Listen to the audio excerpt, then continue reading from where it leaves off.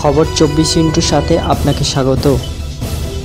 নতুন নতুন খবর জানার জন্য আমাদের চ্যানেলে চোখ রাখুন।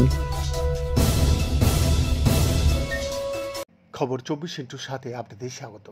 সম্পর্কে বিশ্বাস হারাচ্ছে, পরকীয়ায় মজে একটা প্রজন্মের বড় অংশের মানুষ না, একথা আমরা বলছি না, বলছি সমীক্ষা।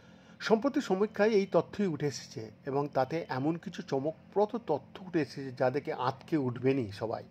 অ্যাশলি ম্যাডিসন নামক একটি গ্লোবাল ডেটিং প্ল্যাটফর্ম সম্প্রতি তাদের সমীক্ষায় রিপোর্ট প্রকাশ করেছে।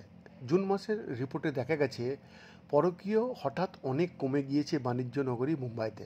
গত বছর যেখানে এই তালিকায় দ্বিতীয় স্থানে ছিল মুম্বাইয়ের নাম, এবার তা পরকীয়া প্রথম 20টি শহরের মধ্যেও নেই। তবে আসল চমক তো রয়েছে অন্য জায়গায়। দেখা গিয়েছে পরকীয়ার বড় একটা অংশ মেট্রো শহরগুলি নয়, বরং এগিয়ে দক্ষিণী রাজ্যের ছোট শহর। তামিলনাড়ু কাঞ্চিপুরমে সবথেকে বেশি পরকীয়া হচ্ছে।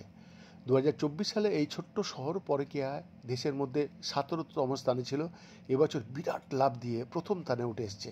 সমীক্ষায় 53%ই ভারতীয় স্বীকার করেছেন যে তারা পরকীয়া লিপ্ত। মুম্বাইয়ে পরকীয়া কমলেও জয়পুর, রায়গড়, কামরূপ ও চণ্ডীগড়ের মতো শহরে পরকীয়া উল্লেখযোগ্যভাবে বেড়েছে। পরকীয়ার ক্ষেত্রে এগিয়ে মধ্যবিত্তরাই, যারা সামাজিক চাপ এবং ব্যক্তিগত চাহিদার মাঝে নিয়মিত পিসছেন এবং খোলা বাতাসের খোঁজে পরকীয়ার আশ্রয় নিচ্ছেন।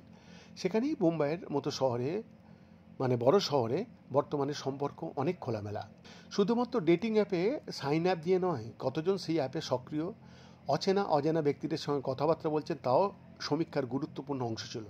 আর এতেই দেখা গিয়েছে দিল্লি, মুম্বাইয়ের মতো বড় মেট্রো শহরে নির্দিষ্ট সংখ্যক ইউজার বেস থাকলেও তাদের মধ্যে আলাপচারিতা অনেকটাই কম। তাই পরকীয়ার তালিকাতেও তাদের স্থান নিচে নেমে এসছে।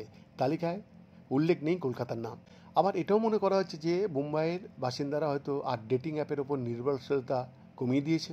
তাদের সামনে এখন একাধিক পথ রয়েছে নতুন নতুন মানুষের সঙ্গে যোগাযোগ করার, গোপন সম্পর্ক তৈরি করার।